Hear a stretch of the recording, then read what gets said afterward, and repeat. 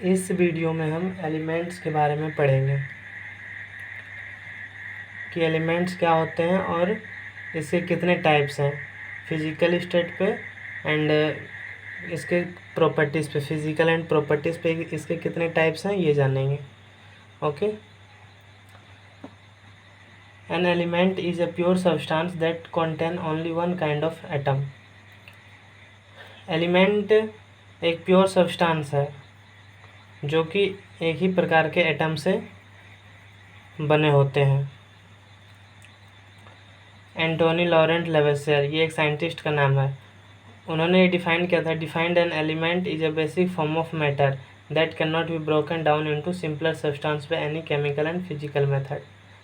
ये जो साइंटिस्ट है एंटोनी लॉरेंट लेवेसियर, इन्होंने ये डिफाइन किया था कि कोई भी जो एलिमेंट होता है वो एक बेसिक फॉर्म ऑफ मैटर, एक मैटर का बेसिक फॉर्म है, that can not be broken down into simpler substance, यानी कि उसको हम और छोटा नहीं कर सकते, वही सबसे छोटी इकाई होती है मैटर का।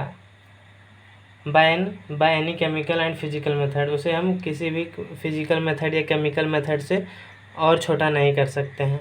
ओके,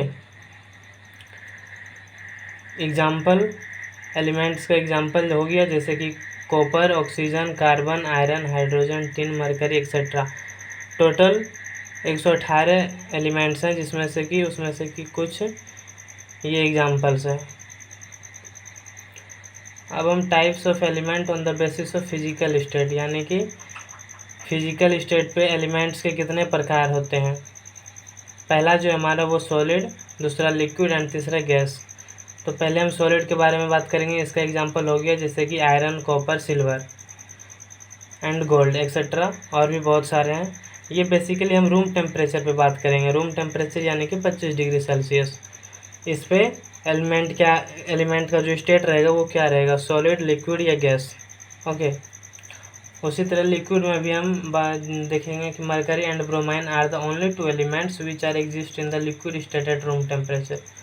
इसमें क्या है कि मरकरी और ब्रोमाइन ऐसे दो एलिमेंट्स हैं जो कि रूम टेम्परेचर पे लिक्विड फॉर्म में रहते हैं।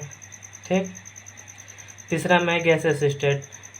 11 elements are gases at room temperature. 118 elements में से 11 एलिमेंट ऐसे होते हैं जो कि रूम टेम्परेचर पे गैसेस स्टेट में रहते हैं। ठीक है, उसमें से कुछ एग्जांपल है जैसे कि हाइड्रोजन, ऑक्सीजन एंड नाइट्रोजन।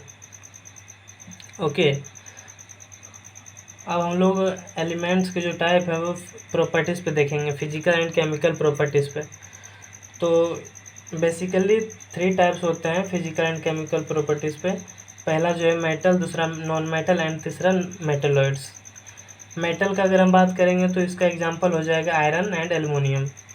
इसको जनरली हार्डनेस या फिर हार्ड से क्लासिफाई किया जाता है। मेटल का जो प्रॉपर्टी है वो है जैसे कि लस्ट्रस, यानी कि ये शाइनिंग होता है। जैसे कि एग्जांपल गोल्ड, सिल्वर, इसीलिए ये ज्वेलरीज में ज़्यादा यूज़ होता है क्योंकि ये शाइनिंग ज़्यादा होता है। Okay, gold, silver. Ductility, second next property है डक्टिलिटी। डक्टिलिटी यानी कि जो मेटल है उसको हम थिन वायर में कन्वर्ट कर सकते हैं।